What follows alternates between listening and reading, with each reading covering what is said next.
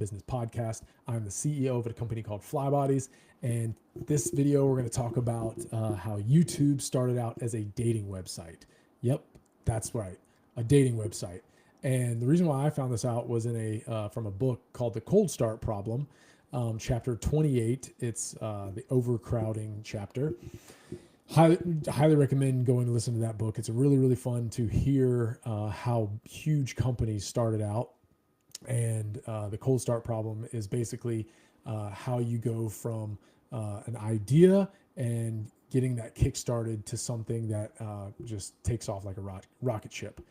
And so this chapter in the cold start problem was very interesting to me because it almost seems like almost every big company started out with as something as their goal, and then they pivoted and then it exploded, right? And so this is where YouTube started out as a dating website, and you could only upload videos for your dating profile. Well, they said that this only lasted for a couple weeks, and then they pivoted to anybody could upload anything that they wanted, no matter what it was. And the first clip, the first video that was uploaded was a guy that said, one of the founders, and it said, "Me at the zoo." And it was just a guy recording, I think it was the giraffes. And he said like, "Oh, look, their necks are so long, blah, blah, blah. Their necks are so long." So it started off as a dating site and then completely said, you know what, let's just open it up for everybody because we just want videos, right? Like, I'd love to ask them like why they made the initial thing for dating and then what compelled them to just open it up to everything. And so basically, because what they said was they were trying to get the first 1,000 videos, and getting those 1,000 videos was the hardest because, you know, people have to want to post to a certain site. And I would say YouTube probably posts 1 million videos a second now, which is because I'm going to post this video to YouTube, but it's pretty crazy to think about how just in like, I think it was like 2012, I got to go back and check and see, but sometime when YouTube first started, and then now it's like one of the main platforms people go to watch content. It's got to be mind blowing. And it started off as a dating site. So one thing I'll say with that is from a business standpoint, I think a lot of us have these strategies in our head of like, hey, this is what we're going to do. And you have to be willing to pivot if your strategy is completely off. Like that's a big pivot. I mean, obviously, you know, when the writing's on the wall or you're still super early, be open to saying, you know what, this isn't the right way to go. We should try something else. And I would say Flybodies, we are still trying to find the best use case for the FlyFit app. And the reason why I say that is we haven't had anything like be super viral and super sticky when it comes to people wanting to share with other people.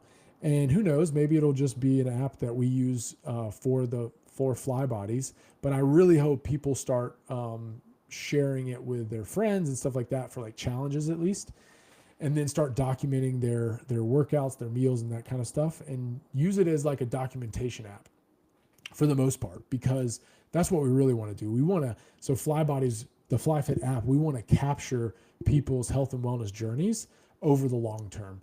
And we're trying to make that as easy as possible for people.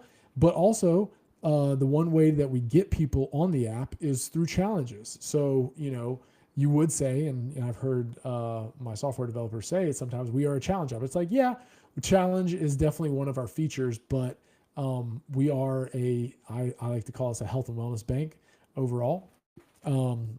But who knows? We'll see. I think I love using FlyFit as a trainer because I can send workouts to my clients very easily. So we have a lot of different avenues that FlyFit can flourish in. Now we're just trying to see which avenue is the best. And right now, the easiest way to scale and the most desirable thing that we have is the challenge feature. And so we'll see where it goes. How this applies to the body. Basically, you know, you could have, I would say this applies to the body. because a lot of times people will say like, oh, I'm going to not, or I'm going to be a vegan, or I'm going to be a meatitarian, or I'm going to be a pescatarian, and that's going to be my path. And what I'll say is, it's you need to be able to pivot pretty hard on certain diets if it doesn't work out for you, if it doesn't work for you. And the sad part is, a lot of times people don't figure this out till way down the road, that they're possibly very, very nutrient deficient in some areas. And so it doesn't come about till later down the road. But if you find early on that a certain type of diet doesn't work for you, don't be afraid to just try something else. And this is why, for me, I believe that almost like pretty much anything is on the table to eat when it comes to diet. And I'm using diet as a specific thing because just like YouTube was pigeonholing themselves into the dating site, some people pigeonhole themselves into a certain diet or workout, and it's like, hey, you got to be able to adapt to what's going on and what's working. And so, from a body standpoint, be open to maybe you don't need to wake up at 4 or 5 to work out because you need better sleep.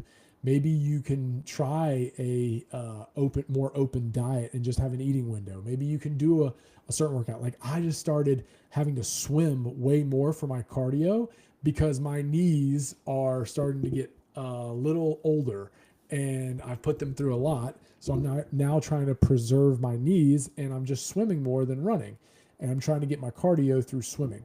So that's just a way of me saying, like, don't be afraid to pivot to something that would work better.